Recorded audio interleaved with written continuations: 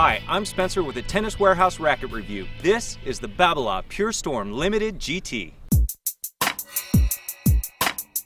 The Babolat Pure Storm Limited GT flies under the radar in Babolat's impressive line of rackets. But don't let that deter you if you're seeking a responsive player's stick.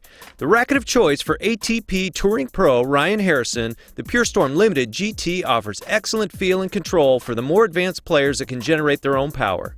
It offers a 95 square inch head size, comes in just under 12 ounces strung, and like many player sticks, comes standard with a genuine leather grip. The Pure Storm Limited GT is 9 points head light, and combined with a dense 18x20 string pattern allows for a very controlled oriented response. Putting in plenty of court time with the two previous versions of Pure Storm Limited, I took out this latest rendition to see how it stacked up. When I first picked up this racket back in 2009 and hit with it, I thought, man, this has absolutely no power and it didn't work for me at all. I didn't like it. I put it back down and didn't touch it again until the next model came out, which was in 2010. And of course, it went from the black and yellow colorway to the red and white colorway. And so I went ahead and hit with it again, but this time, knowing a little bit what to expect, from the baseline, I really enjoyed the sweet feel, and it really is, for me, probably, out of all the rackets I've hit, this is probably the best feeling racket on contact that I've ever hit with. I can't think of another one that I like more from the baseline.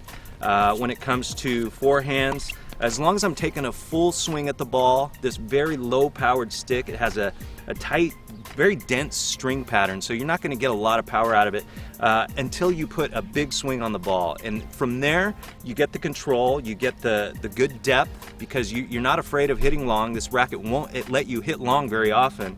The angles were tremendous off the forehand, and I felt like I could rally really well with this racket.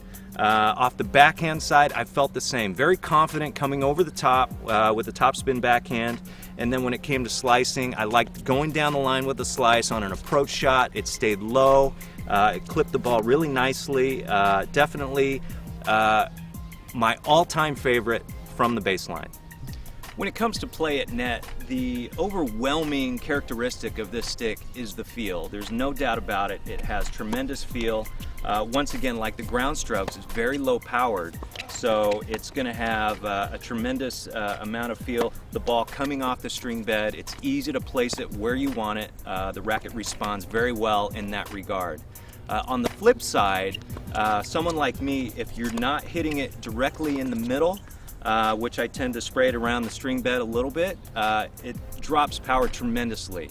And for those punch volleys or ones you're trying to put away, if you're not hitting it in the middle, they tend to stay up or go short, giving that opponent that chance to make a nice shot back, opening up opportunities for your opponent, which isn't always the best thing when you're trying to end a point.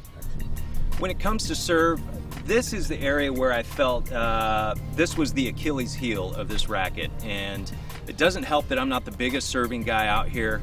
I'd like to have a little bit of help from the racket, and with this racket you just don't get it. You have to supply all of your own power, and unlike ground strokes where that can help you when you're hitting out, you know the ball's not going to go long, it hurts on serve because it gives your opponent a chance to take a good look at that serve because it's not coming in as fast as maybe some of the other rackets I've used. When it comes to returning serves, I think this racket really excelled. I think the combination of the very headlight balance, I think this one comes in at 9 points headlight, and the low swing weight, which is right around 310 or so, it enables me to maneuver the racket very quickly. So somebody serving hard, I can adjust to, I can get the racket where it needs to be.